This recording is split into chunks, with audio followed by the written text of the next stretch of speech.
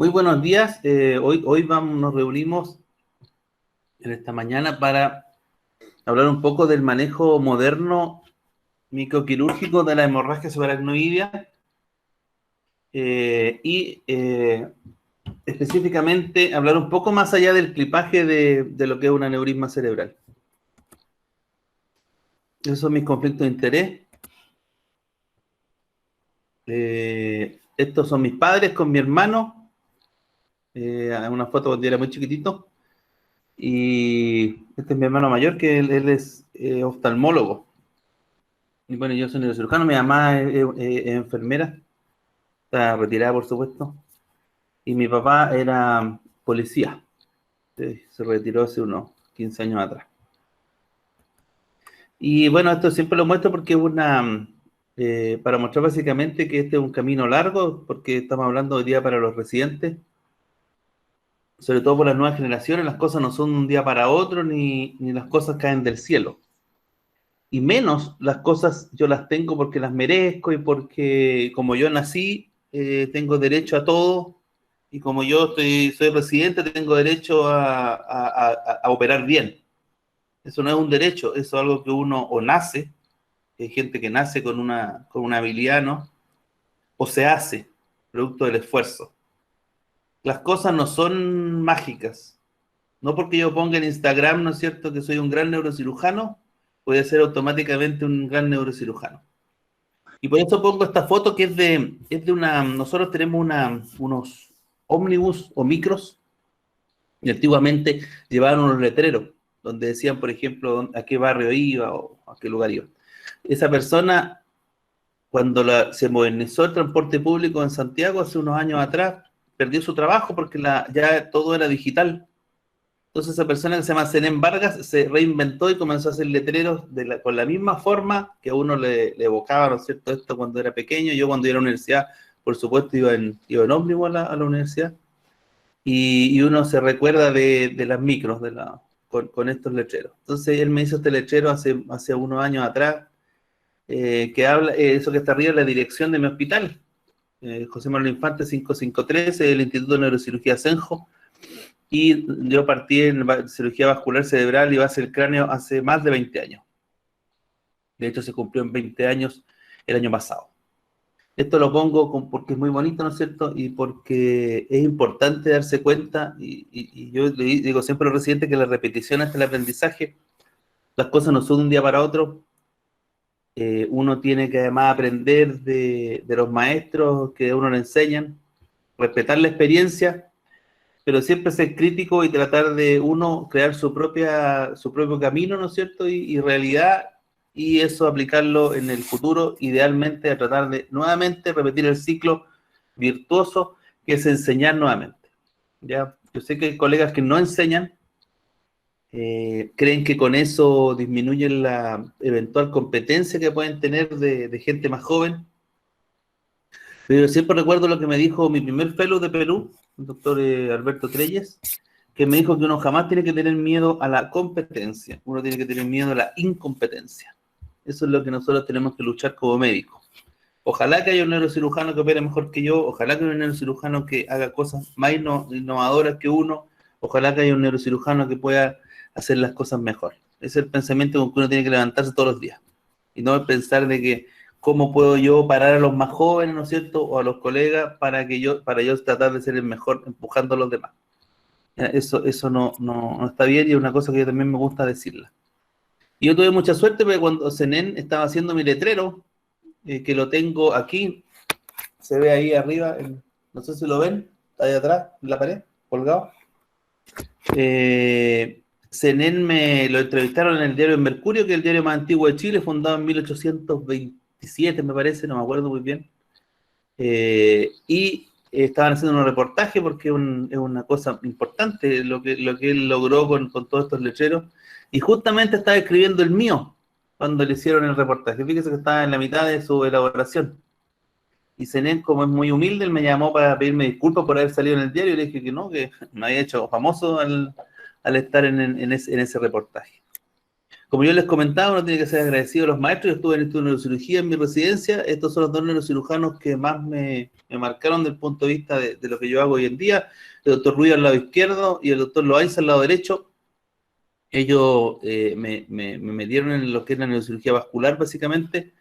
Y el doctor Loaiza y el doctor Ruiz, gracias a que, bueno, es una historia larga, pero el doctor Loaiza fue a un curso, ¿no es cierto?, en Santiago, donde vino el doctor Evandro Oliveira, lo conoció ahí, y gracias a eso, que él se conocieron, y que el doctor Loaiza fue en 1997 con el doctor Ruiz al curso de aneurisma en Sao Paulo. Ellos hicieron el contacto para que yo hiciera el fellow clínico de neurocirugía vascular y base del cráneo en el año 1998. Vamos a hablar un poco hoy día. Siempre cuando uno habla de tratamiento de aneurisma, le viene a la mente, por supuesto, lo que es la terapia endovascular de los aneurismas, ¿ya? Entonces ahí está la típica pelea, la misma pelea que ocurre, por ejemplo, entre la endoscopía de base del cráneo versus la microcirugía de base del cráneo. Creo que eso es un desgaste que es inútil. Creo que el tratamiento de un aneurisma, lo vamos a ver hoy día, depende de varios factores del paciente, ¿no es cierto? En primer lugar, factores del aneurisma propiamente tal, y factores del equipo disponible. En ese sentido, depende cuál es la experiencia, si el neurocirujano que hace microcirugía está formado, si no está formado, si hay un terapista endovascular o no, cuál es la terapia que uno va a elegir. La evidencia nos ha dicho de que en realidad las dos terapias son iguales. El aneurisma roto, la diferencia que se supone que existía en aneurismas rotos desde el año 2002 por el estudio que se llama ISAT, se ha ido diluyendo con el tiempo por varios factores, principalmente el resangrado tardío de los aneurismas rotos, y también los fenómenos de recanalización que ocurre, etc. Hay que decir desde ya que para la hemorragia subaracnoidea lo que existe son los coils, y también existen los coils asistidos por balón. El resto de todas las innovaciones que los endovasculares hablan no aplican para aneurismas rotos. Los diversores de flujo, los stent, los web device, lo que quieran ponerle a un aneurisma roto, en realidad en los resultados de esas terapias no son buenos, y se esgrime habitualmente que lo hacen porque no hay una posibilidad de operar en el paciente. Lo que tenemos que hacer nosotros como microcirujanos es proveer neurocirujanos que puedan operar los pacientes. Porque una microcirugía bien hecha, desde el punto de vista del amor y mortalidad de los resultados, podemos discutir todo el día con los endovasculares sobre los resultados y ellos decirme que tienen 0% de mortalidad, 2% de morbilidad, entonces mejor que no tener la enfermedad, porque si uno no tiene un aneurisma, más o menos con eso anda por la vida. En realidad mis resultados no son mejores que andar sin un aneurisma, evidentemente, mis resultados son concordantes con un paciente que tiene una patología. Y lo que vamos a hablar hoy día es de hemorragia subaracnoidea, que el aneurisma en realidad no es un protagonista. El aneurisma es el elemento que produce el problema, pero el problema es el de la hemorragia subaracnoidea, es lo que nosotros tenemos que tratar. Cuando hay un aneurisma no roto, ahí concurre mucho mejor la terapia endovascular, porque en realidad lo que estamos previniendo que el paciente sangre, ¿ya? Entonces ahí en realidad lo que estamos tratando es el aneurisma per se. Y como yo les decía, los resultados de la microcirugía son muy buenos. Creo que eso ocurre porque se ha ido especializando el neurocirujano vascular justamente porque existe el endovascular. Entonces, eso ha mejorado mucho la microcirugía. Cuando solamente se operaba hasta el año 1995, aquí en Chile, por ejemplo, 1996, en realidad los resultados no se comparaban con nada. Yo creo que el advenimiento de la terapia endovascular hizo que la microcirugía mejorara mucho. Por ejemplo, en España se hizo un estudio el año 2016, 17, 18, en que se analizaron los centros en los cuales se operaban aneurismas versus los centros que se hacía terapia endovascular. Evidentemente que la terapia endovascular, el 75-80% de los centros se hace terapia endovascular como terapia primaria. Pero en los centros donde se hacía terapia microquirúrgica como terapia primaria, los resultados son mejores, a pesar de que el porcentaje era entre 20 y 25% del total. ¿Por qué ocurre eso? Porque los centros donde se hace terapia microquirúrgica primaria son centros en los cuales tiene que haber forzosamente un neurocirujano vascular entrenado y formado. Entonces, ¿qué es lo que nos dice esto? Que la mejor terapia microquirúrgica siempre va a ser mejor que la mejor terapia endovascular. Porque, por ejemplo, en el caso nuestro, la mejor terapia quirúrgica, no la estándar. En la estándar estoy de acuerdo que la terapia endovascular tiene una ventaja. Cuando comparamos neurocirujanos promedio que no son formados con endovasculares promedio, evidentemente el endovascular es levemente superior. En el caso de la mejor terapia microquirúrgica es superior a la mejor endovascular. Podemos dar ejemplos, no sé, por el Barrow Neurological Institute, por ejemplo, en Japón también. ¿Por qué? Porque los centros de primer nivel mundial revascularizan mucho. Hay mucha revascularización cerebral. Y la revascularización cerebral, hablemos de los bypass en este caso, solucionan muchos problemas. Un aneurisma gigante, carótida, tremendo, con compresión de nervio óptico, lo que hacen los japoneses es que le hacen un bypass al paciente directamente. Y el aneurisma le hacen trapping, ni siquiera lo clipan. No tienen esa disquisición para eliminar el efecto de masa. Esta foto es porque yo estuve en el primer coil que se puso en Chile. En 1996, en enero, se colocó el primer coil, que fue el doctor Pedro Lilic, neurocirujano de Argentina, que colocó el primer coil con el doctor Camilo Enríquez, que también era neurocirujano. Desafortunadamente, el doctor Enríquez murió por un cáncer. Y yo estaba haciendo mi residencia en neurocirugía, y en esa época nosotros hacíamos las angiografías en neuroradiología. Yo tuve posibilidad de hacer angiografía, etcétera. De hecho, le hice la angiografía al primer coil que se puso en Chile, al segundo y al tercero, porque tratamos 3 pacientes. Y en esa oportunidad se hizo hasta un reportaje. No les voy a poner el sonido porque es muy tedioso, pero quiero mostrarles que hay que ser parte de la historia. A mí no me vienen a contar cuentos sobre la terapia endovascular. Yo estuve ahí desde el principio, del momento de que se inició esto en Chile en 1996. Entonces, aquí se hizo, fíjense que ahora se homologa la terapia endovascular a un pabellón, que tiene que estar totalmente, ¿no es cierto?, vestido, etcétera. Y en esa época, fíjense que era diferente, se miraban las cosas como un examen diagnóstico nomás, que era lo que ocurría hasta 1996. Entonces, aquí estamos haciendo el primer tratamiento endovascular, ahí está el coil, ¿no es cierto?, que se hace la electrolisis, ¿no es cierto?, para soltarlo, etcétera, una maquinita. En esa época era una empresa Target Therapeutics. Fíjense que el angiógrafo que teníamos era un angiógrafo totalmente básico. Estoy al lado del doctor Enrique, ese soy yo. Y se está haciendo la primera terapia endovascular, muy impresionante, una terapia bastante rápida. Tengo que reconocer de que en realidad, en el caso de los aneurismas que se trataron en esa oportunidad, ahí estoy de nuevo, fíjense, era bastante joven. Uno siempre, esto para los residentes, uno siempre es último modelo, pero los años pasan y no en vano. Y se hizo un reportaje con mucho pompa, ¿no es cierto?, en la televisión nacional, donde se habló de los aneurismas rotos, ¿no es cierto? Aquí está el doctor Enrique, una excelente persona, el neurocirujano que hacía terapia endovascular. Bueno, con él aprendí mucho. Se hacían balones en esa época, se hacían balones tal como Servinenco, la misma técnica, y después se inició el tratamiento endovascular con coil, que realmente en mi hospital fue pionero en el inicio de esta terapia en Chile. Una terapia muy interesante, y esta es la primera paciente que se trató, que quedó perfecta. Era un aneurisma del cabo carotidio bastante grande. Yo creo que hasta el día de hoy yo le habría indicado coil a esa paciente. Estoy de acuerdo que la cirugía en ciertas localizaciones no tiene mucha lógica ir a operar a los pacientes, sino que tiene mucho más lógico es hacer terapia endovascular cuando esté indicada. No hay que pelear ni agarrarse del moño, ¿no es cierto?, para hacer la terapia que esté más adecuada en el paciente. Esta es la carta que mandó doctor Loaiza a doctor Evandro para que yo me pudiera formar. Se las muestro porque es parte de la historia. Tuve la suerte de estar con el doctor Evandro Oliveira, ¿no es cierto?, el año 1998. Él tenía 54 años, estaba en el apogeo de su carrera, en el pic de operar. Creo yo que entre los 50 y los 60 uno más o menos tiene el pic. Después de los 55 en general, y sobre todo después de los 60, hay una caída fuerte principalmente de las habilidades quirúrgicas, producto del desgaste y producto de la edad, el temblor, etcétera. Uno no puede ir contra la naturaleza. No va a haber uno nunca va a ver una persona de 70 años manejando un F-16, un avión. No existe eso. Por los reflejos, por una serie de cosas. Y uno mismo, yo tengo 50 años ahora y yo sé que me queda máximo 10 años para estar operando bien, probablemente 5, pero estar operando igual como opero ahora y un poco mejor.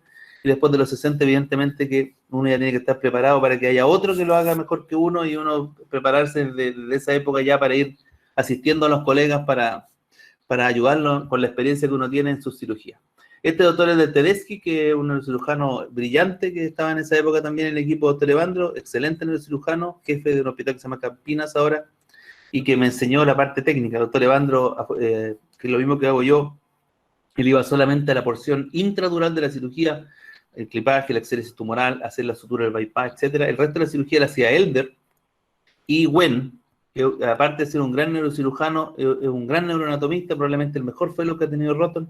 desde el punto de vista del conocimiento anatómico, y gracias a él entendí que la neuroanatomía era la clave, que la neuroanatomía lo es todo, y que es lo que uno siempre tiene que tener en mente y tiene que tener ese conocimiento para poder tratar a un paciente. Y evidentemente en la neuroanatomía también está la posibilidad de innovar. Innovar en neurocirugía se puede hacer si hay un conocimiento neuroanatómico, que es lo que le da la lógica a la terapia que nosotros hacemos. La neuroanatomía está tanto en la microcirugía como en las imágenes. Las imágenes, ya sea de resonancia magnética, tomografía celular computada, angiografía, ¿no es cierto?, por punción, ya sea radial o femoral, son un reflejo de lo que nosotros queremos ver dentro del cráneo del paciente. No es más que eso. Por lo tanto, nuestra conocimiento neuroanatómico tiene que ser aplicado en las diferentes ramas de aquellas cosas que nosotros hacemos. Tuve la suerte de hacer un fellow clínico. El año 2000 cambió la ley en Brasil y había que revalidar el título de médico para poder hacer fellow clínico. Yo, como fui el año 1998, tuve la suerte de poder hacer un fellow clínico que estaba confinado, ¿no es cierto?, al Hospital de Beneficencia Portuguesa, pero que yo podía entrar a las cirugías del doctor Evander. Siempre se habla de, ¿no es cierto?, de los padres de la microcirugía moderna. Yo estoy de acuerdo que está la escuela, ¿no es cierto?, europea, que es principalmente el doctor Yasargil, turco, que trabajó en Zúrich muchos años y posteriormente se fue a Little Rock, en Arkansas, en Estados Unidos. El doctor Charles Drake, que es el, podríamos decir, el padre de la neurocirugía vascular de Norteamérica. Él era de London, Ontario, en Canadá. El neurocirujano que amasó la mayor experiencia en manejo de aneurismas de circulación posterior. Tiene un libro muy famoso, 1700 y algo más, de aneurisma de circulación posterior tratado. Él fue el que describió el aneurisma carotidoftálmico, fue el que describió la clinodectomía anterior intradural, o sea, dio toda la herramienta para poder tratar este tipo de patología.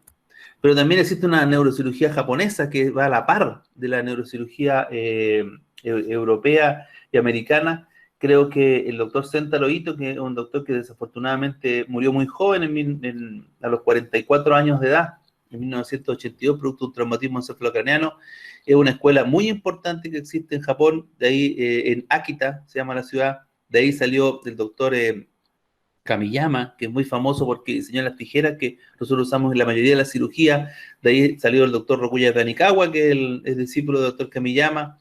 De ahí salió el doctor Yasui, que es el otro discípulo del doctor Sentaro Ito. Oata, que es el que está ahora. Y de esa misma escuela nació, por ejemplo, el doctor Edgar Natal, que es un neurocirujano mexicano muy conocido de neurocirugía vascular, probablemente que tiene más experiencia en este momento en neurocirugía vascular, que está muy activo. Y esa escuela japonesa también debe ser respetada. La clinodectomía extradural es japonesa, no es de Dolenz. Hay un error histórico ahí que en todas mis conferencias trato de corregir. El primero que escribió la clinodectomía extradural fue el doctor Akira Hakuba, ¿ya? Y en un año después la escribió el doctor Vinko Dolenz en una versión más bien extra y subdural, que se llama combinada. La clinodectomía anterior extradural, la que se usa hoy, la que es abriendo la banda meningo-orbitaria, esa clinodectomía es de Hakuba. El problema es que el trabajo de Hakuba del 82 no, era en japonés. Por lo tanto, mucha gente no se dio el trabajo de ver la figura y darse cuenta que ahí estaba descrita la clinodectomía. Nosotros el año pasado tradujimos el trabajo de Hakuba completamente al inglés y ahí claramente se ve que fue la primera vez que fue escrita esta técnica. Cuando yo estaba comenzando mi práctica, bueno, quiero decir en realidad que cuando hice el primer COE el año 96, a mí se me ofreció hacer neurología intervencional en el doctor Camilo Enrique, porque yo estaba pasando ahí, pucha, me fue bien. Me ofreció ir a formarme, ¿no es cierto?, con el doctor Lilich a Argentina para hacer endovascular, pero ahí, bueno, yo, desde el punto de vista personal, a mí no me apasionó en realidad ver el procedimiento. Estuve con muchos procedimientos con el doctor Enríquez también, de coil, de balones, etcétera. En realidad no me apasionó la distancia que uno tiene con lo que está haciendo. Porque en el fondo usted tiene un paciente anestesiado, entran por la ingle o por el brazo y ven en una pantalla lo que está ocurriendo. No me produjo la misma pasión que me produce la cirugía, que siento que estoy directamente en contacto con el enfermo, ¿ya? Probablemente las mismas razones por las cuales la gente hace endovascular y no cirugía son las razones por las cuales yo hago cirugía y no hago endovascular. Si a alguien le apasiona eso de tratar a los pacientes mirando una pantalla, ¿no es cierto?, y no ver sangre, no tener que lidiar con ese tipo de cosas, es totalmente válido, y de hecho muchos colegas lo hacen. Yo creo que lo que tengo que decirle a los jóvenes es que tienen que hacer algo que les apasione. Si no hacen algo que les apasione y sus motivaciones son económicas, políticas o de fama, no sé, de ese tipo de cosas, en realidad es algo que no va a llenarlos nunca y probablemente al final del camino van a estar frustrados en vez de estar contentos. El año 2002, recién yo llevaba 3, 4 años en el hospital trabajando y voy a un congreso chileno que fue a principios de octubre del 2002, como no me acuerdo, el 8 o el 10 de octubre. Y un neuroradiólogo intervencional, que es radiólogo, presenta este trabajo. Les quiero decir que el trabajo del ISAT salió publicado el 26 de octubre del 2002. Ustedes tienen que saber que el congreso chileno fue el 8 de octubre. Yo soy una persona obsesiva en revisar la literatura. Y realmente me vio por sorpresa este trabajo. El doctor dijo que se había hecho un trabajo que se había comparado cirugía con endovascular y por razones éticas se había detenido el trabajo porque la terapia endovascular era extremadamente superior a la terapia quirúrgica. Yo quedé en shock en realidad porque me sorprendía mucho que se hubiera hecho un trabajo de estas características y que fuera una diferencia tan terrible. Y bueno, podemos decir después de 18 años que ese día que el doctor dijo que era el fin de la microcirugía porque había un tratamiento que era mejor y que por razones éticas había tenido que detenerse, no fue tal, porque todavía estamos operando aneurisma el año 2020, después de 18 años. Y si podríamos decir por razones económicas o de la industria, la terapia endovascular tiene 10 veces o 100 veces más financiamiento que la terapia microquirúrgica, porque los devices son caros, porque hay una industria detrás enorme. Por lo tanto, lo único que está detrás de la terapia microquirúrgica para que la terapia microquirúrgica no muera somos nosotros los neurocirujanos. No hay industria detrás. De hecho, cuando uno va a un congreso o algo, o sea, ninguna empresa que hace clip o microscopio o ese tipo de cosas va a uno a ayudarlo porque en realidad el impacto es muy pequeño. En el caso de la terapia endovascular, el impacto en la industria es enorme. Se ha visto en el stroke, por ejemplo, cómo en solamente 2 años pudieron sacar un montón de trials para determinar que la terapia endovascular era superior, lo cual está bien. Pero hay que tener en cuenta que el costo de la terapia endovascular es mayor. Y creo que en nuestros países es algo que es relevante. Si una terapia más cara es mejor que otra, yo creo que la ética nos dice de que la terapia más cara debe hacerse, independiente de su costo. Pero si hay una terapia más cara que es igual que otra que es más barata, la ética nos dice que hay que decidir paciente a paciente y hay que determinar dentro de los factores para determinar la terapia el costo de la terapia, pues son 2 terapias iguales. Entonces yo he esperado durante 18 años encontrarme de nuevo con el doctor en un congreso.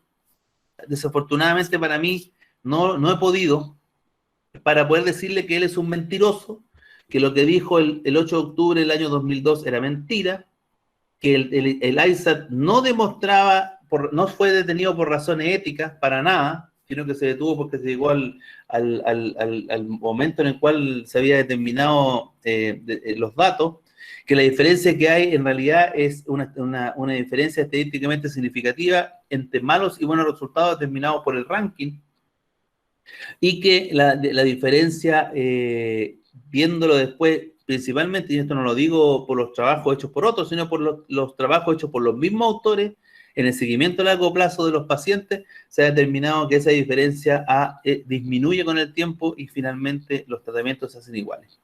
Por lo tanto, decir eso en un congreso es algo que no se debe.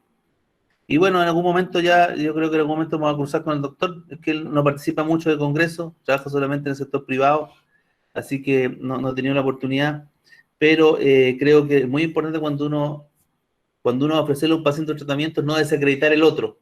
Yo le ofrezco microcirugía a mis pacientes cuando creo que está indicada, porque creo que es mejor que la terapia alternativa. Cuando creo que la terapia alternativa es mejor, les ofrezco que en realidad mi cirugía es de más riesgo, por lo tanto lo recomiendo la terapia endovascular. Ofrecer una terapia por diciendo que la otra es mala, creo que no es una práctica ética que nosotros debemos preconizar. En Chile, afortunadamente, existe una ley que garantiza que los pacientes van a recibir tratamiento por una centena de patologías.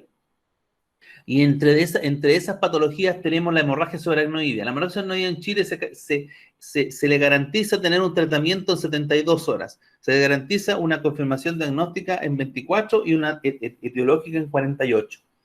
Ya sea por angiotomografía, ojalá, ¿no es cierto?, 3D multicorte, o angiografía por punción femoral o radial, y terapia endovascular o quirúrgica del aneurisma que se discute caso a caso. Esa ley fue emitida el año 2007, yo tuve la suerte de participar en la comisión del Ministerio de Salud que la hizo, y durante ese año, nosotros, yo les voy a mostrar un poco más adelante, desde el principio de cuando yo comencé a tratar hemorragia adenoidea, me di cuenta inmediatamente que el gran problema que teníamos, independiente de la terapia que nosotros le hiciéramos al paciente, eran las complicaciones.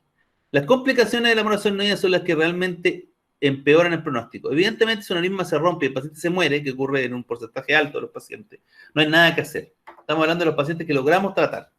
Y cuando lo logramos tratar, tanto por terapia endovascular como por terapia microquirúrgica, las complicaciones que tienen que ver con la cantidad de sangre que sale son las que nos van a afectar.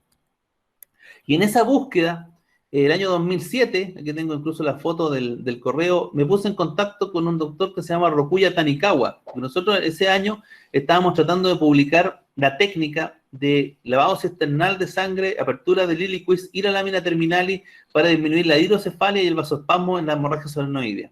¿Ya? Y estábamos, de forma prospectiva, nosotros siempre llevamos los pacientes del año 99, los de hemorragia solenoidea, viendo cómo podíamos nosotros mejorar, ¿no es cierto?, las complicaciones.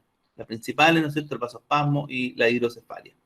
Y conocí al doctor Tanikawa y él, bueno, él me cambió la vida en realidad. Yo creo que muchos lo conocen ya, es probablemente el mejor neurocirujano que existe en este momento en el mundo, tanto desde el punto de vista vascular como de la base del cráneo, sólidamente formado, discípulo de Kamiyama, que fue discípulo de Sentaro Ito. O sea, uno va entendiendo ahí que las cosas no son al azar, lo mismo que le decía yo, hay que estar en el lugar indicado en un momento preciso. Esta foto la sacamos en el año 2016, donde estamos con el doctor Michael Lotton, ¿no es cierto?, el doctor Kamiyama, que está el de más edad, el doctor Francisco González Llanos, que es un neurocirujano vascular español muy destacado, y Rokuya Tanikawa.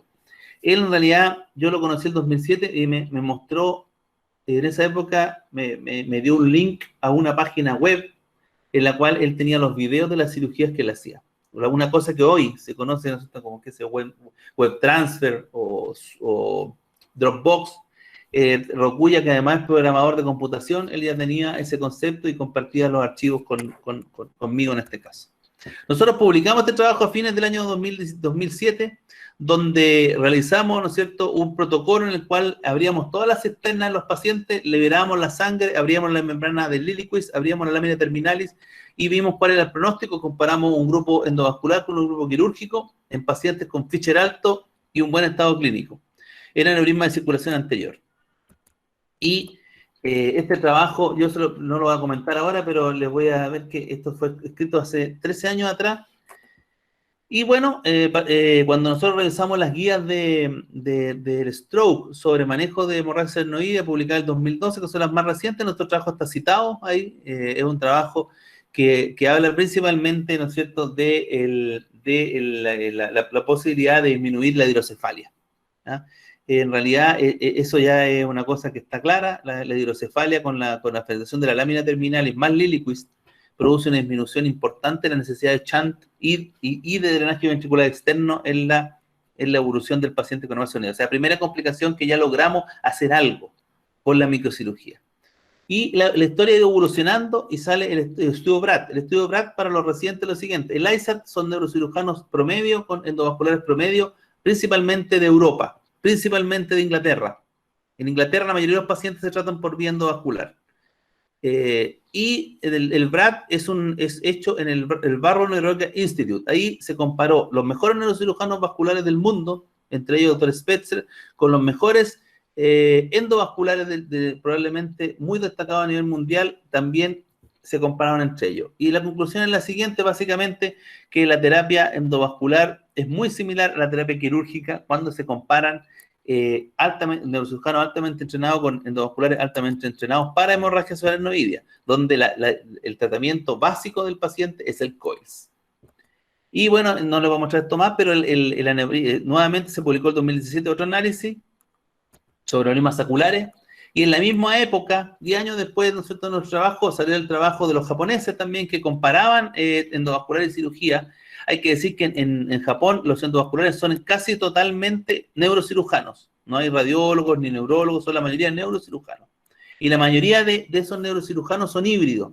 Quiere decir que son neurocirujanos que no abandonan la microcirugía, sino que hacen las dos terapias. No es un neurocirujano que se dedica solamente a endovascular. La mayoría de los neurocirujanos en Japón que hacen endovascular hacen las dos. Operan los pacientes o hacen endovascular. Creo que eso evidentemente es el futuro.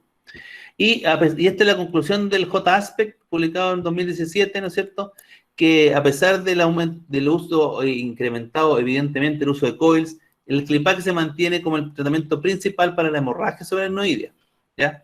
Estamos hablando de hemorragia subaracnoidea. Entonces, ahí donde están los términos que se utilizan mucho hoy en día, que uno es la neurocirugía endovascular, que es el término que le gusta al doctor Lirik, que básicamente son neurocirujanos que hacen endovascular y que tienen la posibilidad de ser híbridos.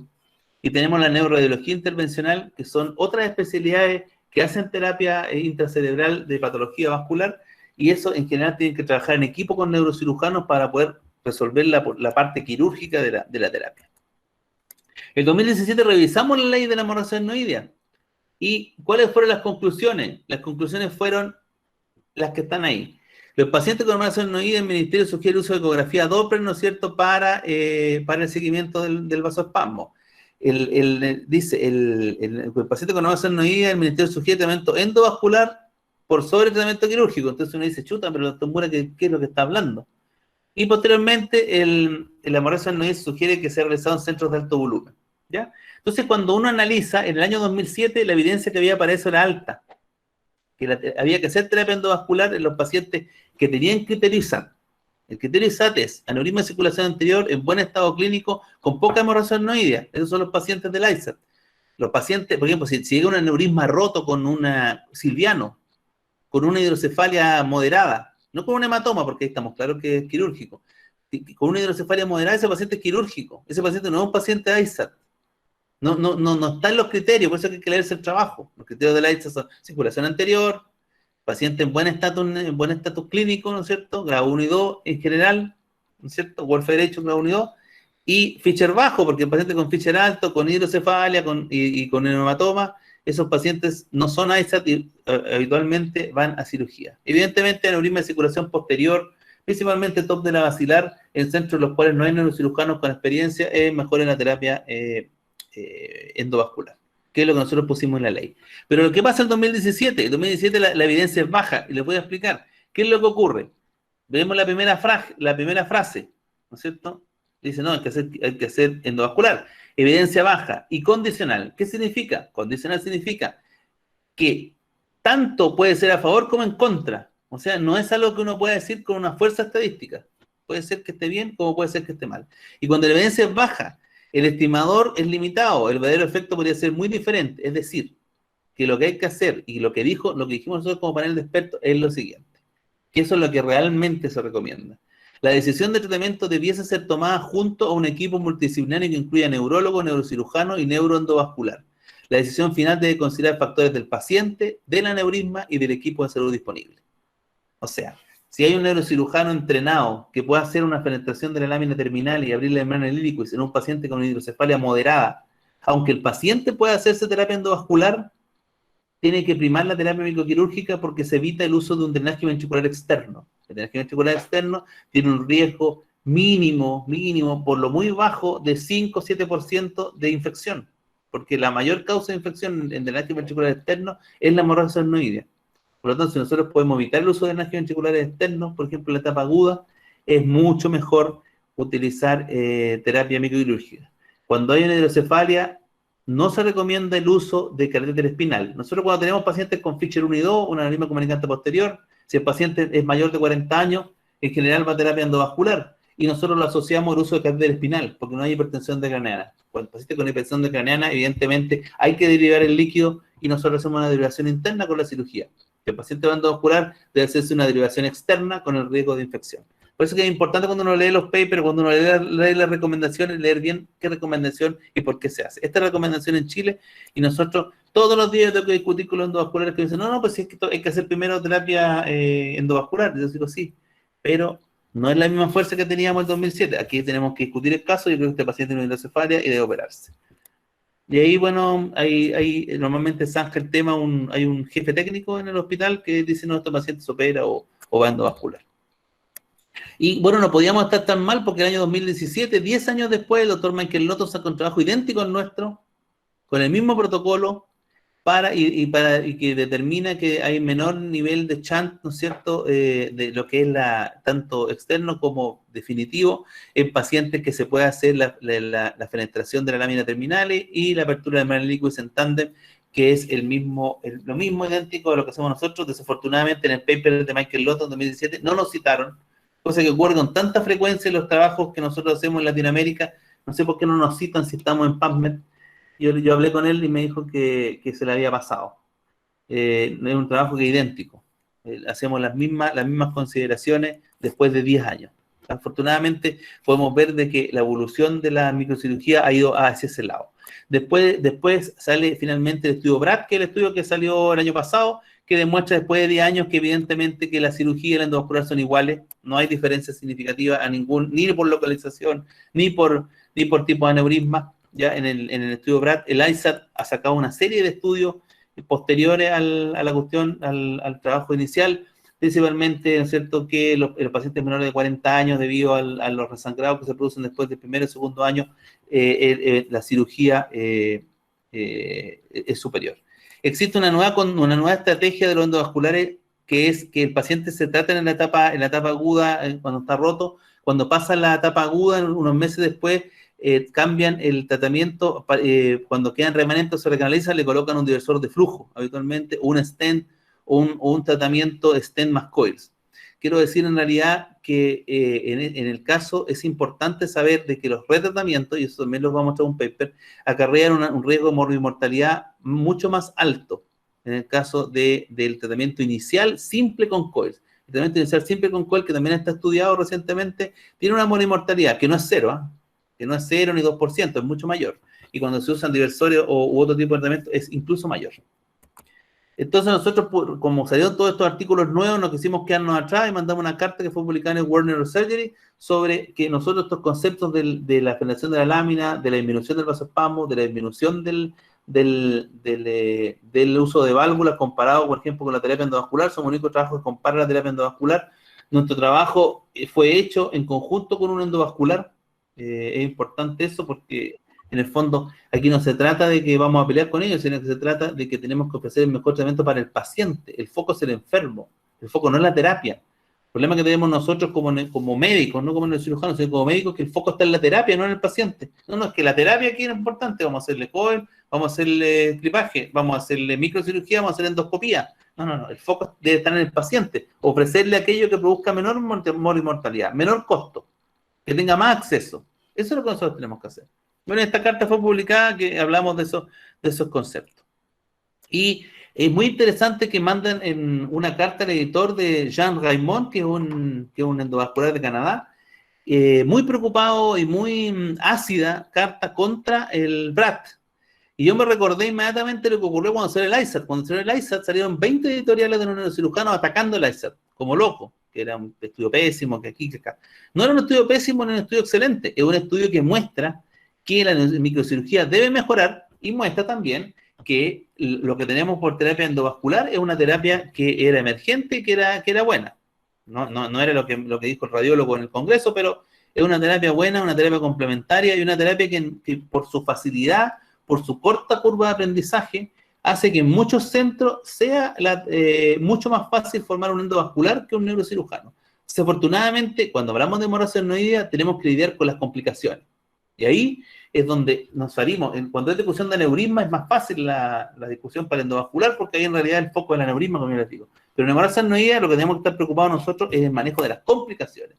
Y en el manejo de las complicaciones, ahí nosotros tenemos que ofrecer el tratamiento que produzca mejor manejo de las complicaciones. Entonces ahí me gustó esta carta que tiró Raymond contra Spetzler, porque quiere decir que están en un buen camino. Si el endovascular está haciendo comentarios ácidos sobre la comparación del ISAN, del BRAT, ¿no es cierto?, para los resultados a largo plazo, quiere decir que hay una preocupación. ¿Fíjate? Lo mismo que ocurrió con los neurocirujanos cuando salió el ISAN. Yo creo que lo que uno ve en su práctica, lo que uno ve en los estudios que se hacen seriamente, ¿no es cierto?, en países desarrollados como España, ¿no es cierto?, o Estados Unidos, es que en realidad la microcirugía y la endovascular están las dos para quedarse y para tener que trabajar en conjunto por los pacientes.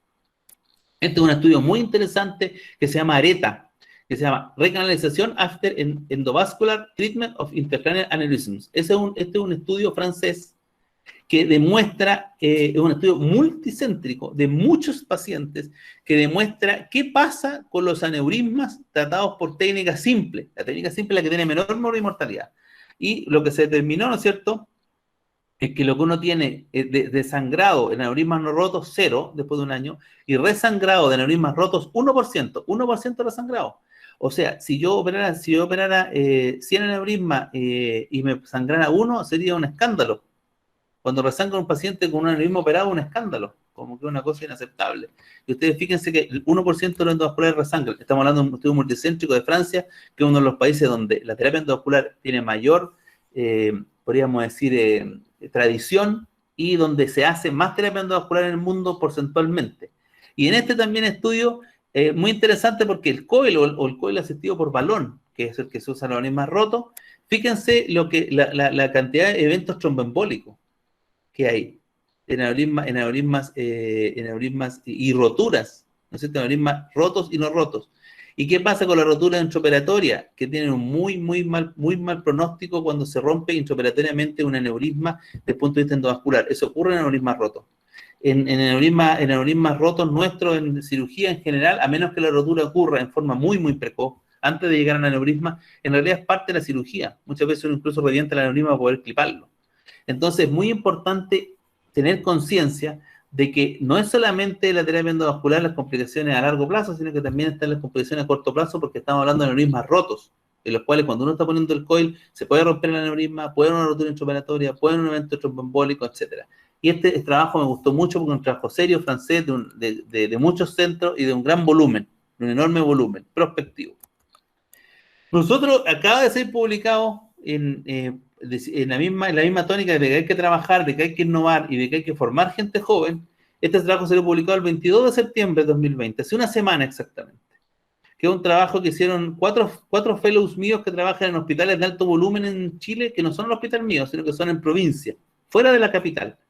Y ellos no solamente tratan el aneurisma por craniotomía miniterional, que es una craniotomía mucho menos invasiva, más rápida y con muchos menores problemas de morbilidad postoperatoria y mejor tolerada, sino que ellos hicieron un estudio de qué pasaba con los aneurismas múltiples, que son un tema interesante porque el 30% de los aneurismas son múltiples. Por lo tanto, una terapia que puede tratar todos los aneurismas en una sola oportunidad es una terapia que tiene una supremacía sobre otra, y demostrar en el fondo una cosa que es muy importante. Como yo les digo, la curva de aprendizaje en endovascular es corta. Por lo tanto, ellos empiezan a hacer todas las terapias posibles.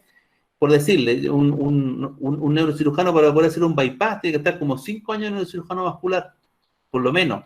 Menos de 10 años, pero más o menos 5 años. Más o menos después de 10 años, el neurocirujano vascular puede dominar todas las técnicas. Ningún endovascular en 10 años va a dominar todas las técnicas, lo hace mucho menos tiempo. 1 año, 2 años, 3 años. Aplican diversores de flujo, ellos tienen unas cosas que se llaman proctor, que son gente que ayuda a otros para poner los diversores, etcétera, proveídos por supuesto por las empresas que tienen estos devices. Nosotros como neurocirujanos microquirúrgicos, cuando yo le enseño a otro colega, a mí ninguna empresa me ayuda para que yo le enseñe a operar. Por eso es que nosotros tenemos que juntarnos y hacer formación seria, que son los fellows. Estos 4 neurocirujanos son fellows míos, recientes, menos de 10 años de práctica, y se analizaron los resultados en aneurismas múltiples tratados por craniotomía mínimamente invasiva. Y se determinó que tenía excelentes resultados con muy baja mortalidad de 0 y una morbilidad muy baja, que es lo mismo que demostraba, ¿no es cierto?, en lo que yo les comentaba de España, que lo que tenemos que hacer nosotros como microcirujanos es trabajar en conjunto con los endovasculares, pero formarnos bien, ser buenos. No hacer hoy día un túnel del carpo, mañana una hernia en la columna y después me hago un aneurisma roto comunicante posterior. Si voy a hacer eso, mejor formar un endovascular en mi centro y que el endovascular haga el tratamiento en agudo de los pacientes, y después cuando se recanalice, que ocurre con mucha frecuencia, rediscutir qué vamos a hacer con ese paciente y ofrecer la terapia con menor mortalidad o derivarlo a un centro de mayor complejidad. Lo bueno es que en Chile, como yo les cuento, todos los hemorragias anoides están tabuladas por el Ministerio de Salud. Por lo tanto, no es una cosa que yo pueda venir a decir que la morimortalidad es baja o alta o lo que usted quiera. Estos son datos públicos que uno puede revisar el resultado de todos los pacientes. Eso es lo interesante. Entonces tenemos un control estatal del resultado. Y esto es importante y eso se pone dentro del texto del trabajo, ¿no es cierto? Que hay que hacer un entrenamiento, ¿cierto? Y yo también estoy en contra que la mini-terional, ¿no es cierto? O cualquier cirugía está hecha por neurocirujanos que sean así, que son únicos, que son una rareza. Esto es para iluminados, la cirugía bien hecha. La cirugía bien hecha tiene que ser por personas que sean bien entrenadas en vascular, bien entrenadas en base del cráneo y que tengan la posibilidad de trabajar en un centro en el cual cuenten con un equipo con todas las alternativas. Es muy importante la formación. Creo que en el siglo XXI ya no estamos para el neurocirujano total, ese neurocirujano que estaba bien, ¿no es cierto?, en el siglo XX, que tenía que lidiar con todas las patologías. Nosotros tenemos que irnos dividiendo en patologías, incluso no tenemos por qué tener grandes ciudades de millones de habitantes. Tenemos que, hay servicios en Chile, Puerto Montt, por ejemplo, que tiene un poco más de 1 millón de habitantes asignados. En ese caso, igual se dividen por patología los neurocirujanos, porque eso mejora los resultados. Hay endovascular, hay microcirujano vascular, hay especialistas en columna, en neurocirugía pediátrica. Hay que dividirse.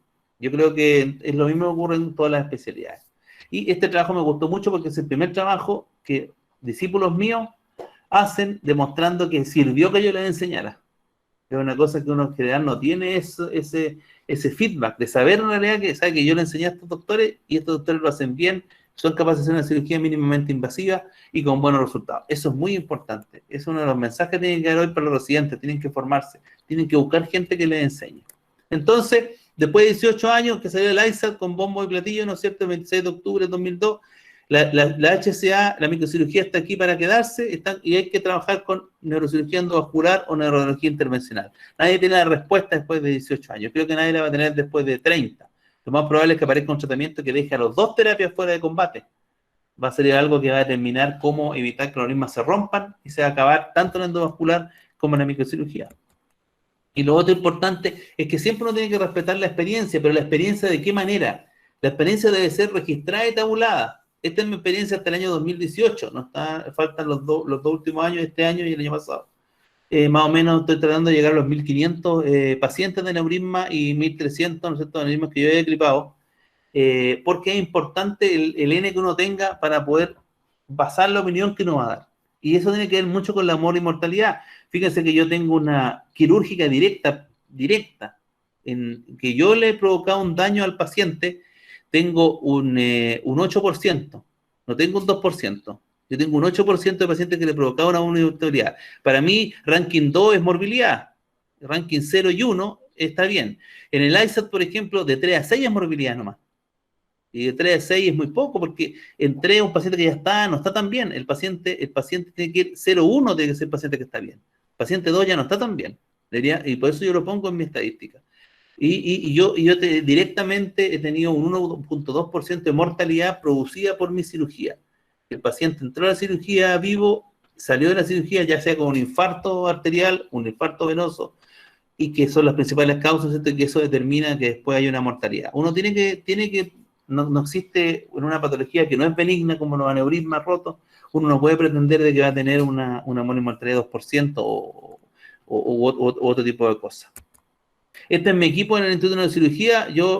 Véanlo, estas son las fotos que yo los tengo a ellos cuando los formé, a todos los neurocirujanos. Por ejemplo, ayer operamos un aneurisma con el doctor Valdés, operé otro aneurisma con el doctor Francisco Rojas, operé otro aneurisma el día domingo, el día viernes pasado con el doctor Cook, operé un aneurisma yo el día domingo. Nosotros operamos muchos aneurismas en el hospital, 350 hemorragias anoides por año. Y ellos son ahora... Los años pasan para todos, pero son los cirujanos que están creciendo y que eso es lo bueno, que ustedes tienen que formar un equipo para poder ofrecerle buena terapia a los pacientes. Y, por supuesto, al aliarse con otras especialidades, estos son los cirujanos pediátricos. Nosotros tratamos los moya con ellos, hacemos los bypass, ¿no es cierto?, los EDAS, básicamente cuando hay un bypass yo entro con ellos, porque cuando hacemos recuperación indirecta, lo hacen ellos, el doctor Campo, ¿no es cierto?, el doctor Fu, que son los cirujanos pediátricos de mi hospital. También trabajamos en conjunto con neurodólogos intervencionales, el doctor Rodrigo Rivera, endovascular neurocirujano. Estamos discutiendo un caso, un paciente que me recuerda que tiene una hemorragia por una rotura de una arteria en una cirugía de hipófisis, que finalmente entré yo a resolver ese caso, y porque era una lesión subdural, no era una lesión a nivel de la carótida intracavernosa, y el paciente logramos sacarlo adelante. Entonces, cuando vamos a manejar aneurisma, que lo dice la ley AUGE en mi país, hay 3 tipos de factores, nunca lo olviden. Hay factores del paciente, la edad, las patologías de base, si fuma o no fuma, si es hipertenso, tiene hipercolesterolemia, etcétera. Factores del aneurisma, es un aneurisma de circulación anterior, posterior, es un aneurisma que produce efecto de masa, no produce efecto de masa, es un aneurisma trombosado, no trombosado, etcétera. Y factores del equipo tratante, el conocimiento que tengamos, la habilidad que tengamos y la instrumentación que tengamos disponible. Es muy importante si tenemos o no tenemos buen angiógrafo, si tenemos o no tenemos endovascular en ese momento, etcétera. Tenemos que ver lo que nosotros tenemos en ese momento, no hablar del futuro, de lo que viene mañana, sino que lo que yo tengo hoy para tratar al paciente.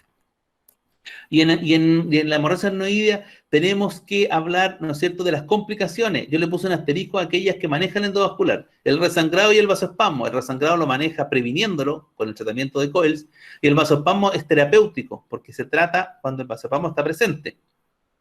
La microcirugía es capaz de tratar el hematoma intracerebral, evacuándolo, la hipertensión endocraniana refractaria con la craniotomía compresiva, la hidrocefalia con la fenestración de la lámina terminalis, y la epilepsia yo la pongo ahí porque siempre se esgrime que la microcirugía tiene más epilepsia. Es evidente que va a tener más epilepsia, porque el 30% de los aneurismas rotos son silvianos, y la mayoría de los aneurismas silvianos se operan. Por lo tanto, el índice de epilepsia, que es mucho mayor en los aneurismas silvianos, va a ser mayor en los aneurismas operados, porque nosotros tratamos la mayoría de los silvianos. Quiero hablarles también de la historia de los aneurismas rotos. La cirugía aneurisma tiene 82 años y la cirugía moderna tiene casi 50 años. Pero la endovascular tampoco es nueva, porque la endovascular tiene 50 años con Cervinenko y la endovascular moderna tiene 30 años. No estamos hablando de una terapia innovadora, no estamos hablando de algo nuevo, no estamos hablando de algo que sea reciente. Partió en 1991 con los coils de Guglielmi, que son los mismos que se usan hoy. Ha habido diferentes intentos de hacerlos mejores, y con gel, con cosas trombóticas, con una serie de cosas, y ahí hay que sopesar, ¿no es cierto?, los fenómenos tromboembólicos que yo les mostraba en el trabajo francés con lo que yo voy a obtener en los pacientes. Me acuerdo, hace unos pocos años salió que el Onyx era la solución para los aneurismas, que se acabaron los aneurismas. Me acuerdo patente, salieron doctores diciendo y mostrando linda angiografía de que se acabó los aneurismas gigantes, sobre todo. Se acabó el aneurisma gigante. Apareció una nueva terapia que es el Onyx. Hoy día no se usa Onyx por el nivel de complicaciones que tuvo. Entonces hay que ser cauto. La terapia endovascular clásica con coils está demostrada que es buena. Tiene 30 años. La terapia microquirúrgica clásica con clips está demostrado que es buena. Tiene 50 años. Por lo tanto, hay que hacer innovación, pero la innovación debe ser demostrada por resultados. Eso es lo fundamental. No decir algo, decir, no, el Onyx acabó con los aneurismas y resulta que después el Onyx no se usa. ¿Ya? Existen una serie de tratamientos nuevos, siempre hay tratamientos nuevos endovasculares, y yo siempre los miro con bastante cautela. Son interesantes, son bonitos, pero hay que ver cuáles son los resultados. No la imagen angiográfica, sobre todo en aneurismas rotos. ¿Por qué? Porque en aneurismas rotos los grandes avances que ha habido han sido en anestesia y en intensivo. Las UCIs, las terapias intensivas y las anestesias han mejorado muchísimo. Por lo tanto nos han ayudado tanto a los endovasculares como a los microcirujanos. Y todo parte el año 2004, cuando salió el primer trabajo que hablaba realmente del efecto de la lámina terminalis en el vasoespasmo de la hemorragia arnoidea. La lámina terminalis se abre desde siempre. Jessergil lo describió en su libro. No es nada nuevo la apertura de la lámina terminalis. Walter Dandy lo hacía para tratar los craniofaringiomas o tumores del tercer ventrículo. Incluso lo hizo abriendo la lámina en el caso de hidrocefalia. Walter Dandy, década de 1920. Entonces, evidentemente que no es nada nuevo, pero es que estamos hablando aquí de sistematización y análisis de resultados. Eso es lo importante. Aquí no es que todos hemos hecho las cosas, se han hecho desde siempre, no es nada nuevo, pero hay que tabular y hacerlo con un fin. Y eso es lo interesante del trabajo de este trabajo de 2004, ¿no es cierto?, que muestra, ¿no es cierto?, evidentemente que la cantidad de sangre y cómo se limpia esa sangre tiene que ver. Y, por supuesto, en la creación de Fischer, que uno dice, ¿para qué que hacer fiches si no cambia la terapia? Sí cambia, porque el fiche nos habla de cuánto vasoespasmo va a hacer el paciente, principalmente fiches modificados, en que los cuales se une la cantidad de sangre con la hemorragia ventricular. Eso es muy importante, porque el Fischer clásico de 1980 no prevenía, no decía bien cómo iba a comportarse el vasoespasmo, porque en realidad la hemorragia ventricular y la hemorragia masiva estaban en el 3, en el 4 no estaba. Entonces hubo que modificarla para que fuera realmente una clasificación buena. Y lo otro, que la microcirugía también avanza. Ha avanzado muchísimo en los últimos 10 años. Y yo les digo, la cirugía, y lo he dicho siempre, en los últimos 5 años, mi cirugía cambió del año 2015 completamente, para mejor, por la posibilidad de tener una mejor instrumentación.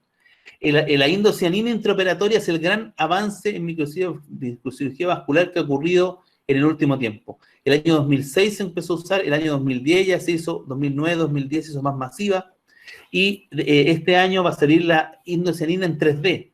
¿Eso qué significa? Que vamos a poder ver en 3D porque ahora la vemos en una pantalla en los microscopios. Desde el año 2020 ahora vamos a verla en 3D, vamos a ver en profundidad los vasos y vamos a poder ver bien una cosa que no se ve hasta ahora.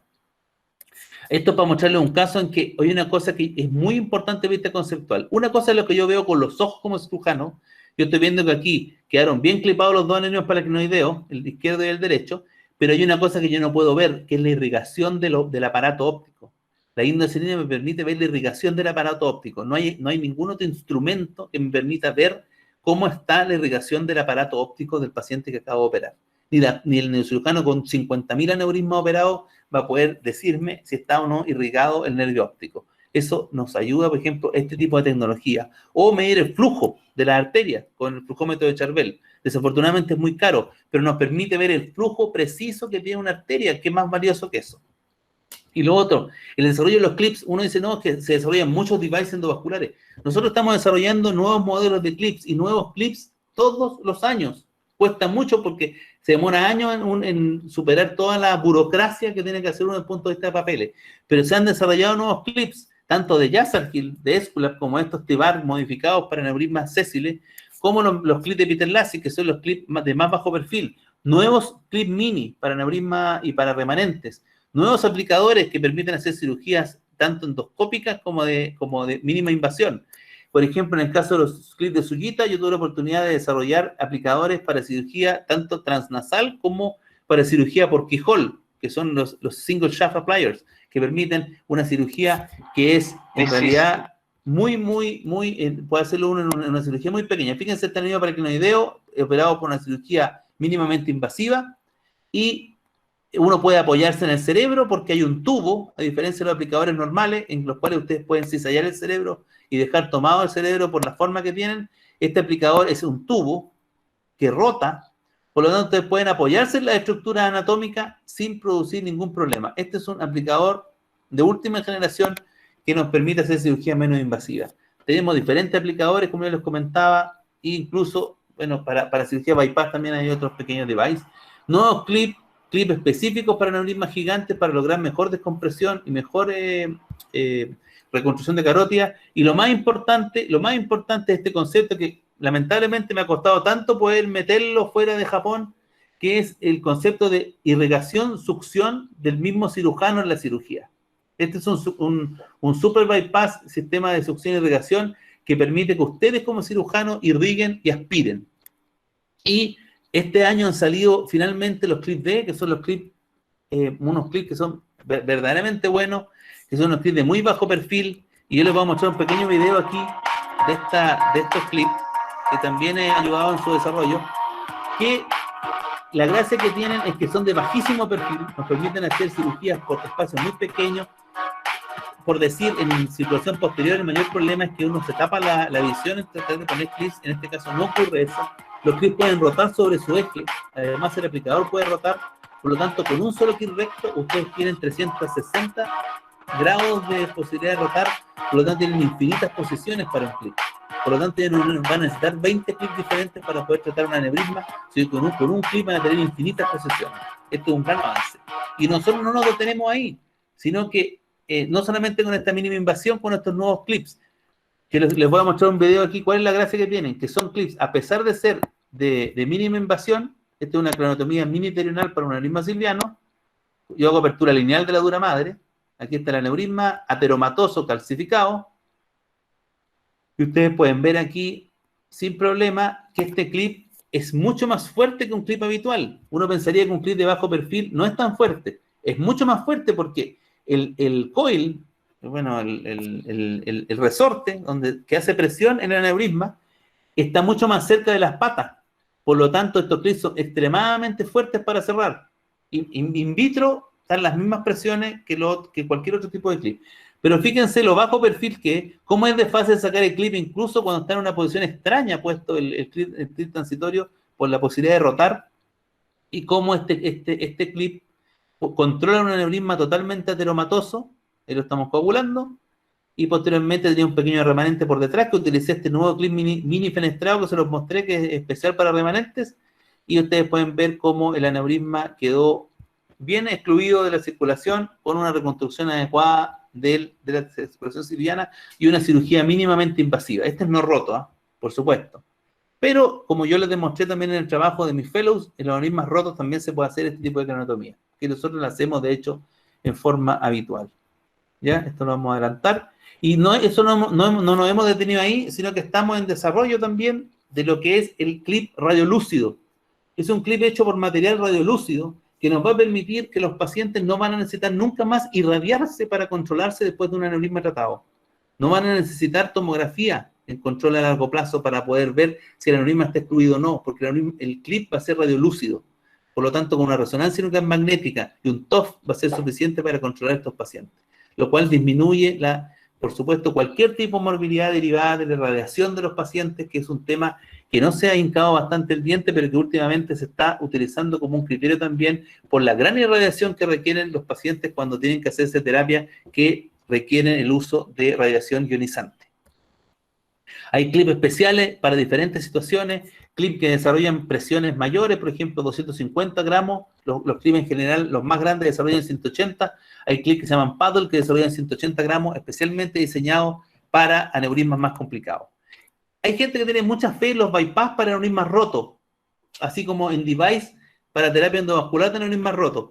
No, los bypass para aneurismas rotos tienen un rol que es totalmente marginal. Solamente 10% de los pacientes que uno hace en bypass van en caso de hemorragia senoidea.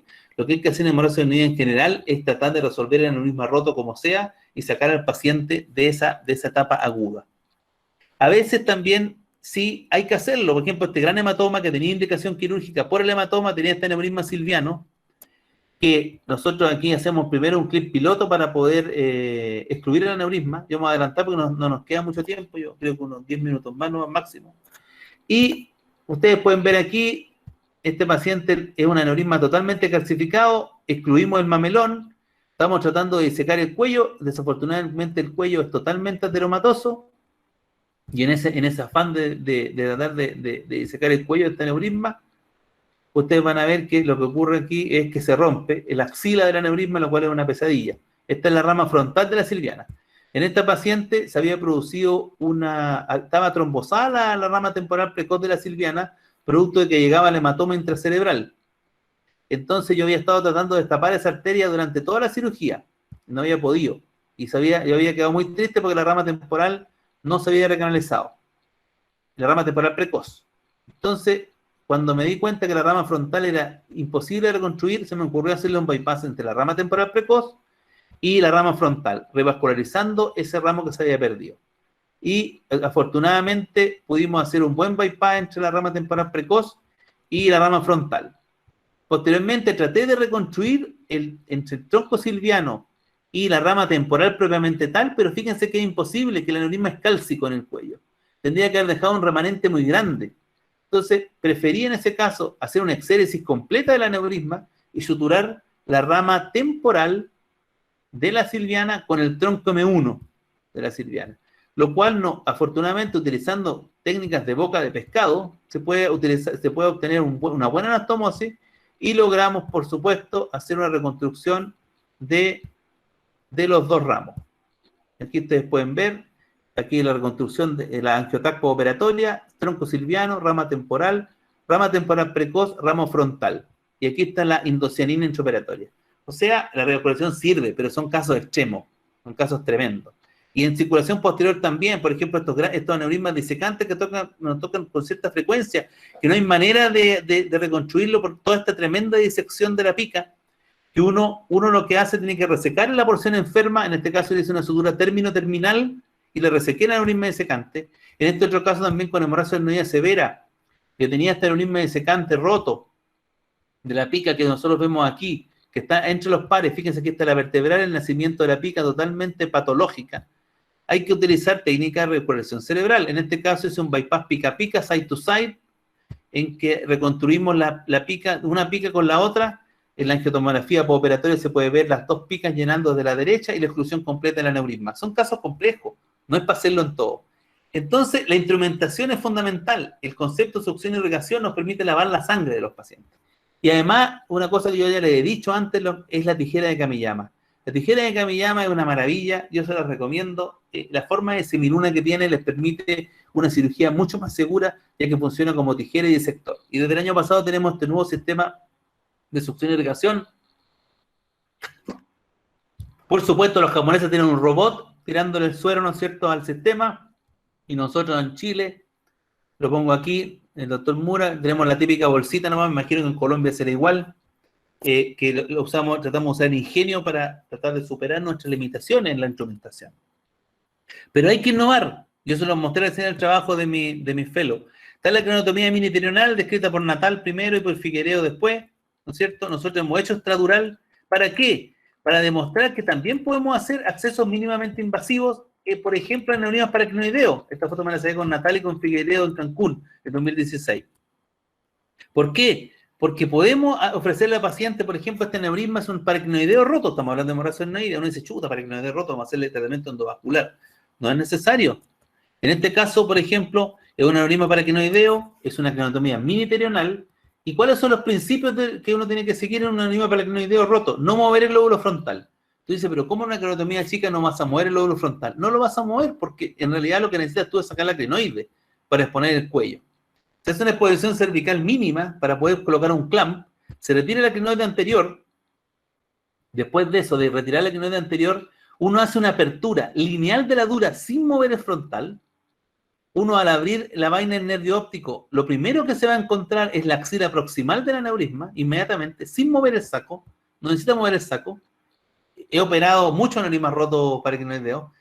Uno la semana pasada, de hecho, que también sigue el mismo principio, que es interesante porque, ¿por qué les digo esto? Porque si uno hace una técnica de craniotomía subdural por un acceso de Yasser clásico, revienta el aneurisma. Porque uno, al mover el lóbulo frontal y poner una espátula en el frontal, el aneurisma se revienta. Yo le puse un clip al aneurisma que operé la semana pasada, y cuando moví el frontal, el aneurisma se reventó clipado. O sea, imagínense lo que es un aneurisma no clipado. Entonces, aquí usted, lo primero que accede es al cuello del aneurisma, descomprime la vía óptica, que es muy importante en estos pacientes, inmediatamente tienen el aneurisma totalmente bien para cliparlo. Ponen el clamp en el cuello, tienen disminución de la presión del saco, y posteriormente clipan con por supuesto, un clip de bajo perfil. Yo les comentaba, si no pueden poner un clip normal, eventualmente un clip de bajo perfil, y tenemos resuelto el aneurisma.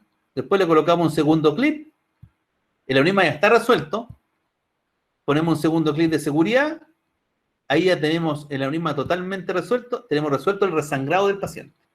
Porque después lo que nos vamos a dedicar es lavar cisterna, y fíjense, la apertura dural es una línea, el cerebro está sumamente relajado, le abrimos líriquis, abrimos la lámina terminalis, y este paciente, ¿no es cierto? Fíjense lo relajado, una cirugía mínimamente invasiva.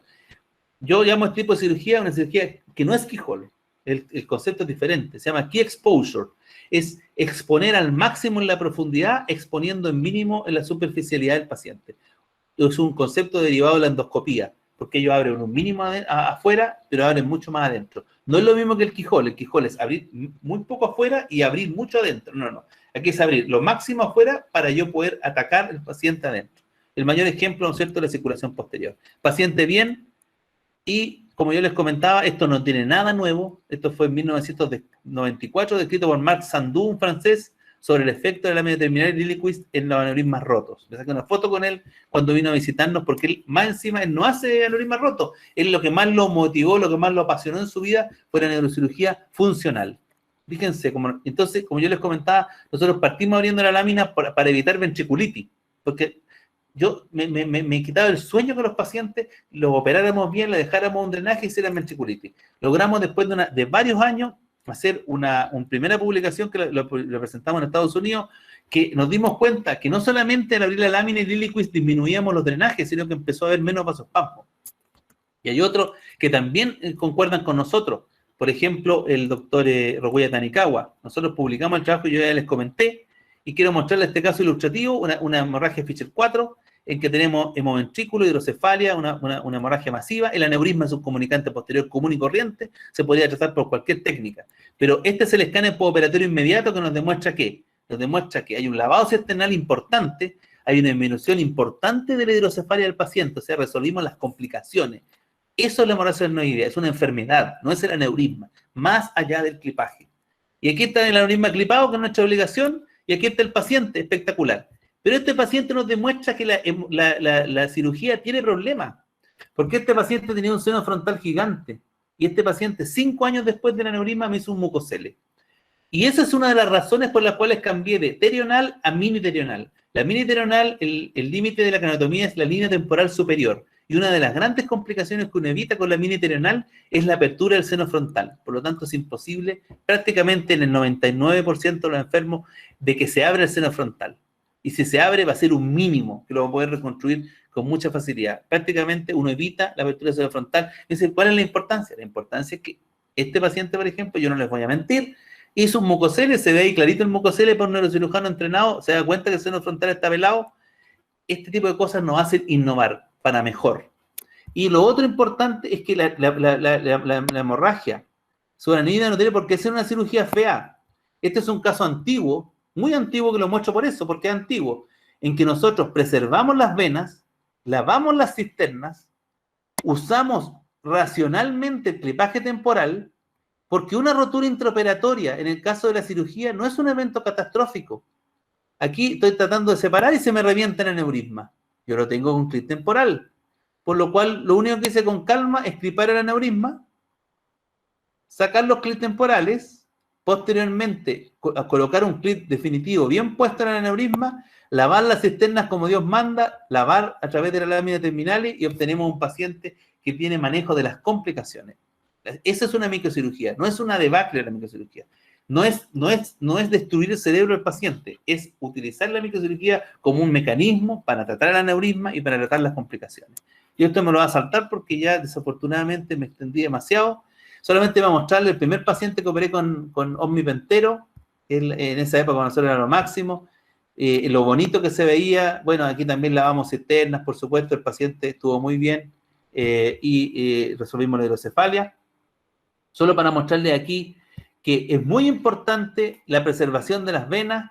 En eso nos ayuda la tecnología. Por ejemplo, en este caso, tenemos un paciente que tiene un aneurisma silviano, grande, que está del lado izquierdo, y nosotros le tratamos este aneurisma, le sacamos los clips temporales, por supuesto. Aquí está la ICG. Fíjense, esta vena chica que parecía un cordoncito que estaba encima del aneurisma, debemos preservarlo, es nuestra obligación. Tenía un aneurisma silviano contralateral. Usar la tecnología, estos clips de bar que yo les comenté, son clips para aneurisma que tienen mucha más fuerza porque está la fuerza en la mitad del clip. Podemos con la cirugía siempre reconstruir, tenemos que usar la angiografía, siempre cuando uno va a hacer un clipaje, por ejemplo aquí, recordar que la cirugía es la que resuelve el efecto de masa. Por ejemplo, esta paciente con compresión del tercer nervio, estamos descomprimiendo este tercer nervio, aparte de clipar el aneurisma. Clipamos un comunicante posterior, clipamos un aneurisma hipoficiario superior sin necesidad de sacar clinoides. No existen los absolutos en cirugía, le clipamos un aneurisma silviano, y lo que yo les mostraba del trabajo de mis colegas, los aneurismas múltiples no son un problema. También es importante que uno puede clipar, y eso ya se lo mostré, no solamente múltiples y laterales. Este paciente tiene un aneurisma roto del lado derecho, le clipé además un silviano del lado izquierdo. Esta es la cerebral anterior del lado izquierdo, la cerebral media del lado izquierdo, le puse un clip temporal a la carótida contralateral y le clipé un aneurisma de cerebral media. No hay problema, eso se puede hacer. Además le clipé un pericalloso a esta enferma. Esa es otra craniotomía que le hice pequeña.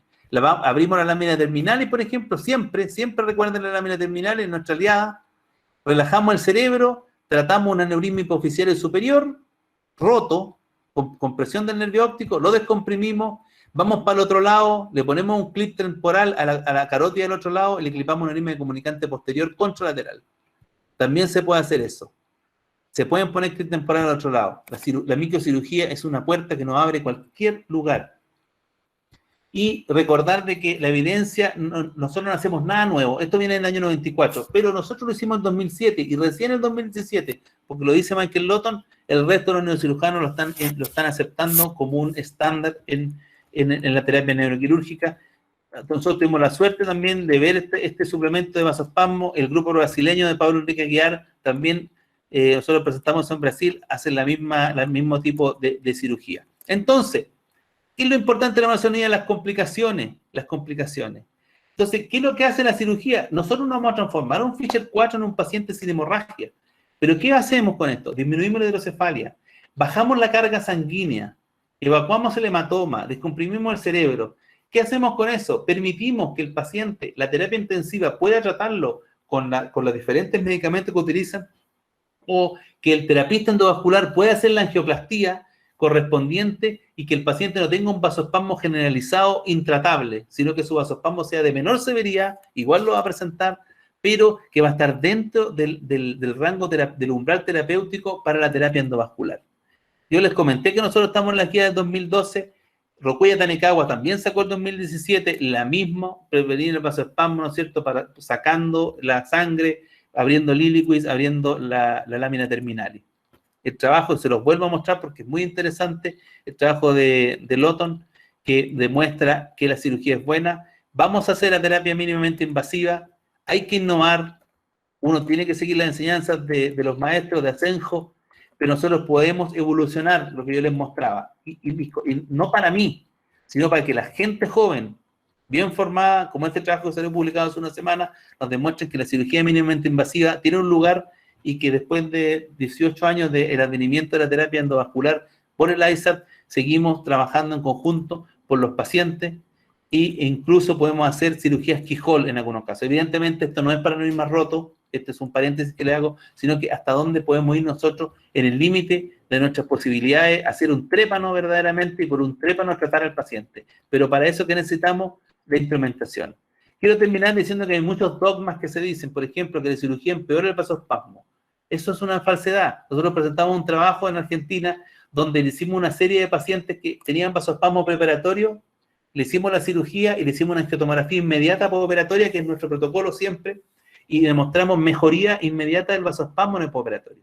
Creo que una cirugía mal hecha, con coagulación excesiva, con lesión venosa, con lesión de los vasos subpiales, produce un vasospasmo en el postoperatorio. Un neurocirujano bien entrenado no tiene por qué hacer una cirugía mal hecha, es una cirugía cisternal en la cual nosotros vamos a lavar y vamos a limpiar la sangre cisternal.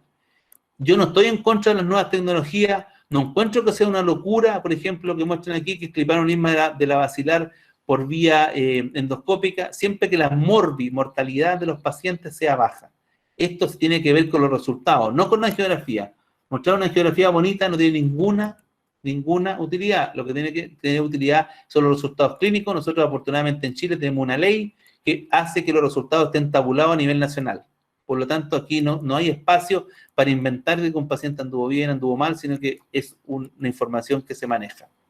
Este caso es el último que les voy a mostrar porque estas son a donde nosotros podemos llegar. Este es un nuevo acceso que nosotros estamos describiendo, que es un acceso hacia la fosa posterior utilizando el seno cavernoso como una vía.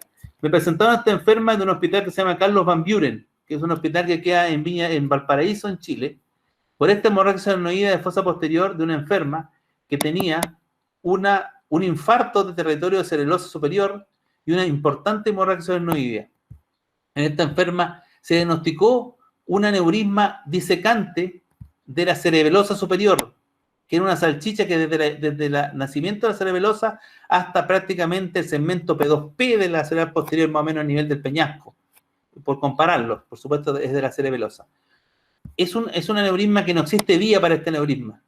¿Por dónde vamos a poder llegar? A la bifurcación de la basilar y vamos a llegar al segmento lateral del tronco. Es muy difícil.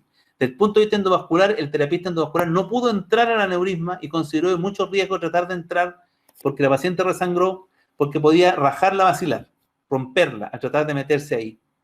Entonces, nosotros le propusimos a la enferma una nueva cirugía que nosotros estamos haciendo, que tenemos una serie pequeña, la vamos a publicar, que es una cirugía que se hace por vía extradural, que uno no trabaja por debajo del cerebro. Esto es una vía por el lado derecho, miniterional, sin abrir el zigoma, sin sacar la órbita. Ahí dice doctor Mura la gubia, para que vean que la cirugía la hice yo. Estoy sacando la clinoide anterior se saca para poder liberar el tercer nervio, que lo vamos a ver a continuación. Aquí estamos liberando el tercer nervio. Posteriormente a esto vamos a liberar el cuarto nervio. Esto de aquí es el quinto nervio, porque estamos abriendo el Cavum de Meckel. ¿Y qué vamos a ver cuando abramos el Cavum de Meckel? El aneurisma. ¿Y qué vamos a ver cuando entremos entre la carótida y el tercer nervio? El cuello del aneurisma. Esta es la arteria basilar, la cerebral posterior, el cuello del aneurisma y el aneurisma por completo. Como había un infarto, no era necesario hacer bypass. Pero si yo hubiera necesitado, podría haber hecho un bypass SCA, o sea, temporal superficial, cerebral superior, pero no era, afortunadamente no era necesario. Ya tenía el infarto pequeño en la enferma. Y aquí es donde yo les digo que es relevante la instrumentación. Este aplicador de clip lo diseñé yo. Es un aplicador de clip para clip D, que son los clips que les mostré, los más modernos, pero que tiene la gracia que es flexible, es rotatorio, y además tiene una rueda en la punta. O sea, tiene infinitas posiciones el clip.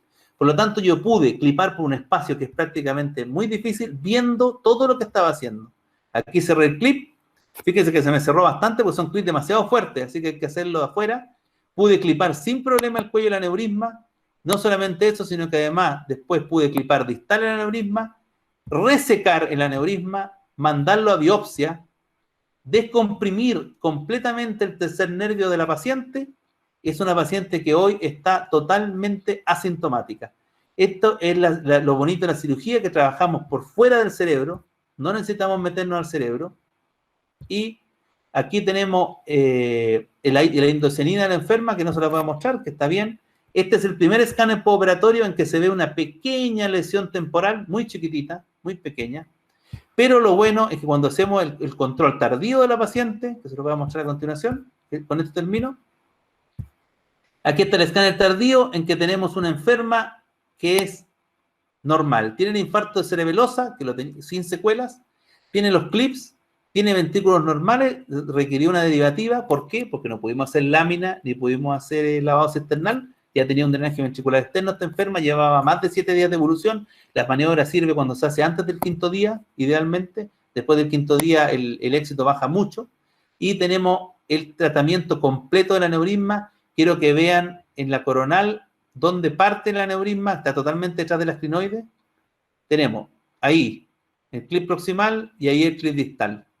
O sea, es una cirugía realmente buena, mínimamente invasiva, para un caso extremadamente difícil. Uno puede ofrecer a los pacientes buenas alternativas trabajando en conjunto con endovascular, tratando las complicaciones de la hemorragia adenoidea, porque esa es la enfermedad que nosotros, es nuestro enemigo. No es la terapia el protagonista, es la enfermedad.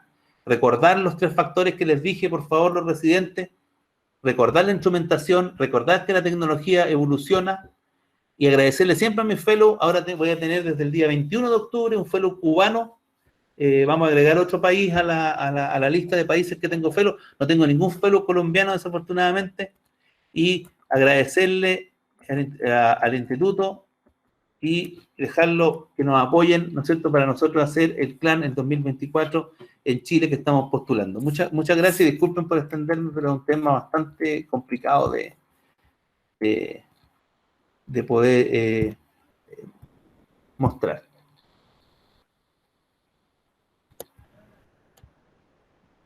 Doctor Mura, muchísimas gracias. Como siempre, usted tan atento y tan querido, que nos dedica este tiempo. Yo quisiera hacerle 2 preguntas bastante sencillas. Vamos a suponer que un paciente tiene un aneurisma de la comunicante posterior con un cuello estrecho, que es apto tanto para cirugía como para terapia endovascular. ¿Usted por cuál de las 2 opciones se va? Supongamos que tiene 60 años el paciente. ¿60? El paciente 60, tiene, sí. ¿qué feature tiene el paciente? está en un Fischer 2, COIL. COIL. Sí. Ok. ¿Y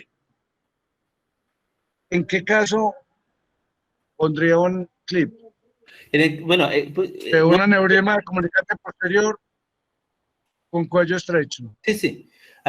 Yo creo que, que los factores que fue lo que comentamos en la presentación principal es si yo le voy a ofrecer con la cirugía algo que, aparte del resangrado, beneficie al paciente. Y en ese caso me ocupo del Fischer, qué cantidad de sangre tiene ese enfermo, y del tamaño ventricular. Si el enfermo tiene una dilatación, aunque sea moderada, que eventualmente pueda llegar a requerir una derivación ventricular externa de líquido, yo ese paciente creo que es quirúrgico, porque yo puedo con la cirugía abrir la lámina y abrir el iliquis y sacar la sangre, y con eso vamos a evitar el uso de un drenaje ventricular externo definitivo. Yo le digo que de cada 100 pacientes que se operan, más o menos entre 2, 3 se pondrá drenaje. Y normalmente esos drenajes, cuando uno puede hacer la fenestración de la lámina y todo, normalmente no se mantienen más allá de 3 a 4 días. Y la gracia es que a nosotros, al evitar el uso del drenaje ventricular externo, bajamos las infecciones y además permitimos el uso del catéter espinal. El drenaje lumbar de líquido cefalorraquídeo continuo es muy bueno en hemorragia adenoidea, no sé si ustedes lo utilizan. Se coloca un catéter espinal al paciente y se saca continuo 10 ml hora, por ejemplo, el paciente de líquido cefalorraquídeo. Y eso va 5 o 10 ml hora. Y eso va disminuyendo la carga sanguínea del paciente, mejora el clearance y esos pacientes mejoran mucho la hidrocefalia y el vasospasmo. Pero si tiene hidrocefalia el paciente aguda, no se puede hacer eso porque se enclava. Entonces hay que poner un drenaje. Entonces usted evita eso e incluso favorece la terapia intensiva del paciente. Muchísimas gracias, doctor. Eh, ¿Alguien tiene alguna pregunta para el doctor Mura?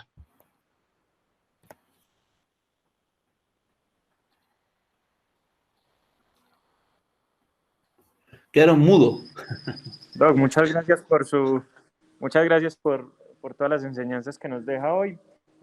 Quisiera preguntarle cómo lograron llegar a una ley pública, una ley del Estado que lleve las estadísticas y que permita, pues, saber la realidad, ¿cierto?, de lo que anda cada centro y en realidad lo que anda el país en sus avances en relación al tratamiento de la hemorragia. ¿Cómo fue ese proceso? ¿Eso partió de los médicos, de las sociedades, del mismo gobierno? El Es un gobierno, tema muy interesante.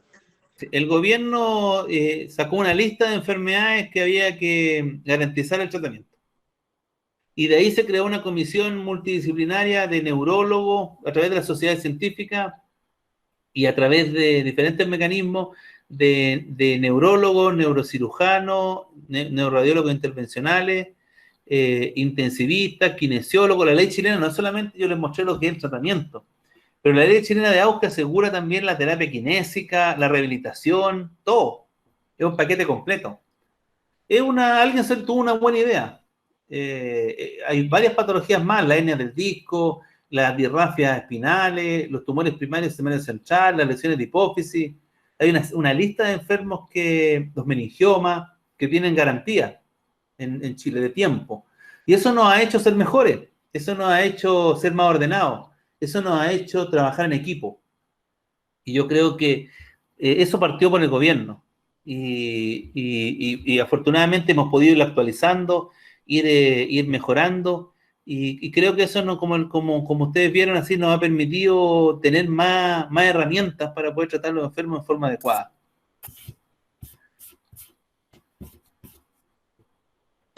Sí, por supuesto. Acá todavía andamos un poco en la jerarquía en relación a eso. Digamos que no tenemos aún centros definidos de excelencia, entonces eso nos hace perder la capacidad de hacer un buen número de casos, sino que cada uno trata sus casos por su lado y no hay esa orientación hacia enfocarnos en una sola cosa, ni del gobierno, ni de las aseguradoras, ni de los hospitales.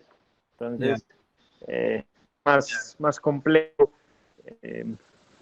poder enfocarse en una sola patología. O sea, Son Nosotros, muy nosotros pocos los tenemos, neurocirujanos que pueden hacer solo una cosa. nosotros bueno, yo tengo la suerte que hemos creado varias redes. Por ejemplo, en el caso mío, son más de 30 fellows ya. Por lo tanto, nosotros tenemos una red de neurocirujanos formados desde los extremos más lejanos del país, en todas las ciudades. En todas las ciudades hay un neurocirujano fellow. Así que eso crea una red. Yo creo que también es importante tratar de crear redes, lo que estamos haciendo nosotros, y tratar de cooperar. Hay que tratar de mejorar, formarse y todo.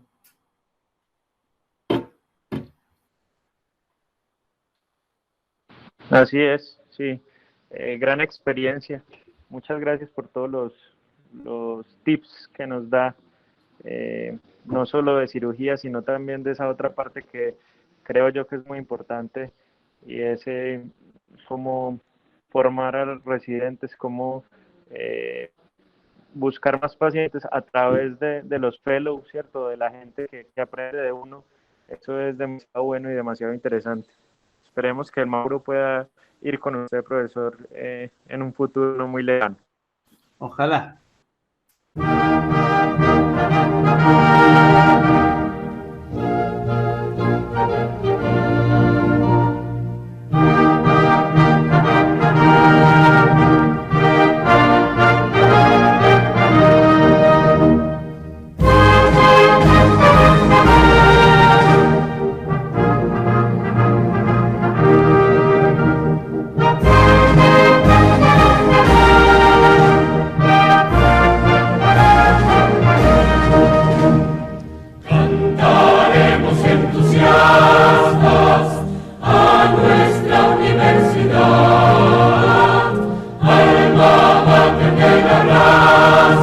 Invicta en su fecundidad.